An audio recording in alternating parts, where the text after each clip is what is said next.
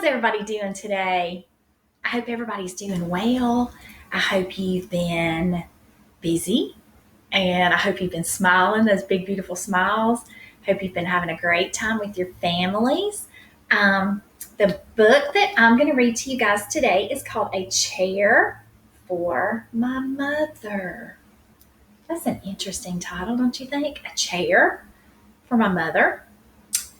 Well, I don't know if you know it or not, but chairs are like kind of special, Like, don't you have a favorite place you like to sit in your house and where you feel all comfortable? This is my chair. This is my chair.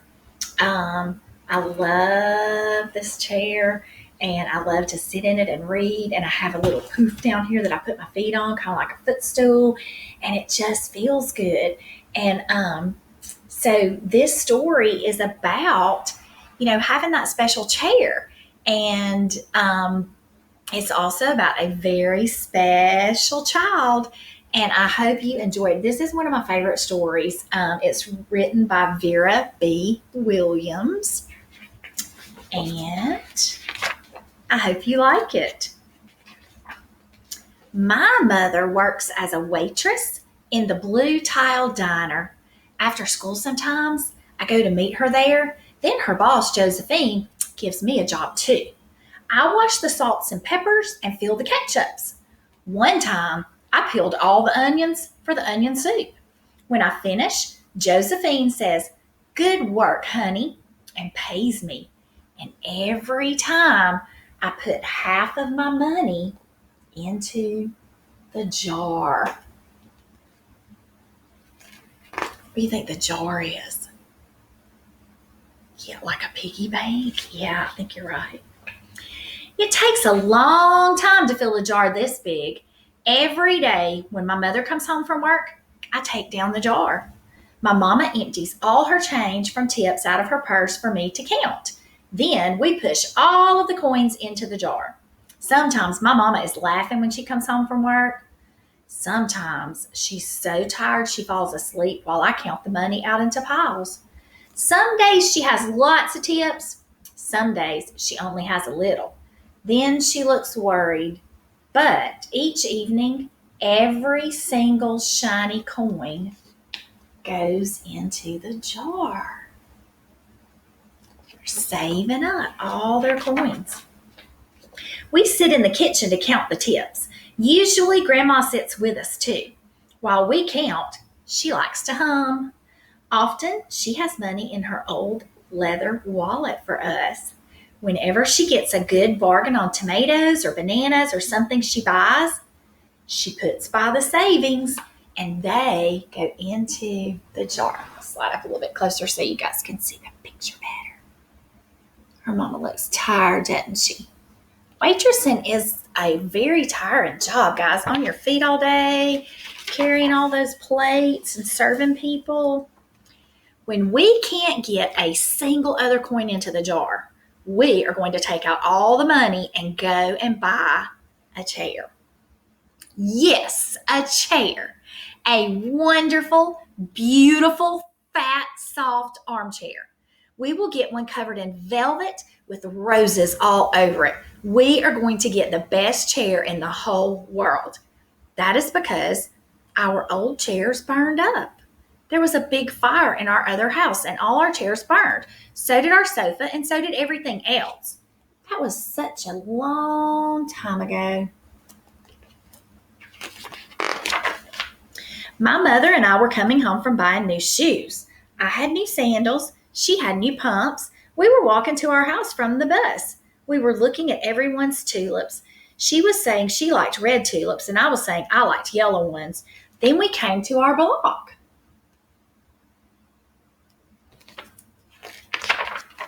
Right outside our house stood two big fire engines. I could see lots of smoke. Tall orange flames came out of the roof. All the neighbors stood in a bunch across the street. Mama grabbed my hand and we ran. My Uncle Sandy saw us and ran to us. Mama yelled, "Where's Mother?" I yelled, "Where's my grandma?" My Aunt Ida waved and shouted, "She's here, she's here. She's okay, don't worry." Grandma was all right. Our cat was safe too, though it took a while to find her. But everything else in our whole house was spoiled.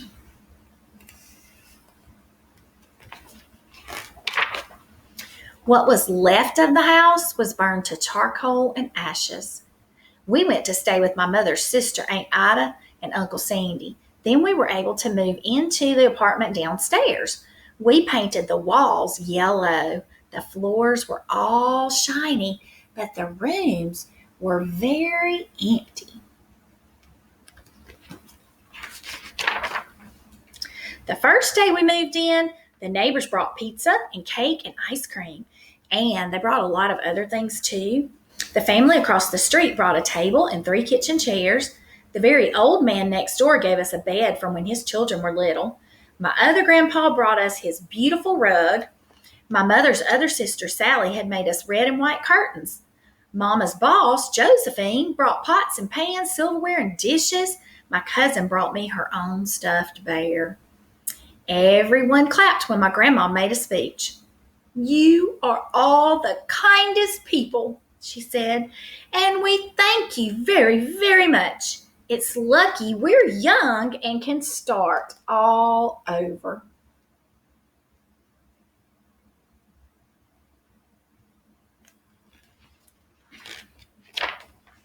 That was last year, but we still have no sofa and no big chairs. When Mama comes home, her feet hurt. "There's no good place for me to take a load off my feet," she says. When Grandma wants to sit back and hum and cut up potatoes, she has to get as comfortable as she can on a hard kitchen chair. So that is how come Mama brought home the biggest jar she could find at the diner, and all the coins started to go into the jar. Now the jar is too heavy for me to lift down. Uncle Sandy gave me a quarter. He had to boost me up so I could put it in. Look how full it's getting. After supper, Mama and Grandma and I stood in front of the jar. "Well, I never would have believed it, but I guess it's full," Mama said. My mother brought home little paper wrappers for the nickels and the dimes and the quarters. I counted them all out and wrapped them all up. On my mother's day off, we took all the coins to the bank. The bank exchanged them for $10 bills. Then we took the bus downtown to shop for our chair.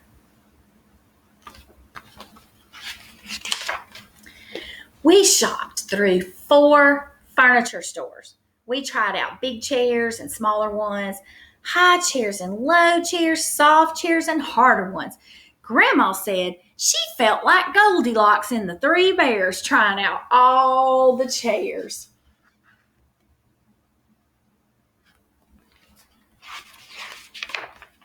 Finally, we found the chair we were all dreaming of, and the money in the jar was enough to pay for it.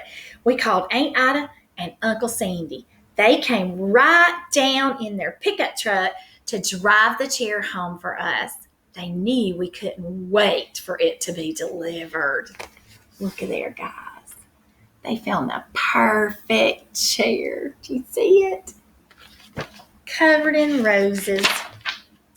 I tried out our chair in the back of the truck. Mama wouldn't let me sit there while we drove, but they let me sit in it while they carried it up to the door. Look at that. It does look comfy. We set the chair right beside the window with the red and white curtains. Grandma and Mama and I all sat in it while Aunt Ida took our picture. Now, Grandma sits in it and talks with people going by in the daytime. Mama sits down and watches the news on TV when she comes home from her job. And after supper, I sit with her, and she can reach right up and turn out the light if I fall asleep in her lap. That is just perfect, isn't it? I love that story. It's nice to save up for things, guys, and know that you were patient and saved a little bit at the time and waited until you had all the money that you needed to buy a special purchase, it feels really good to do that.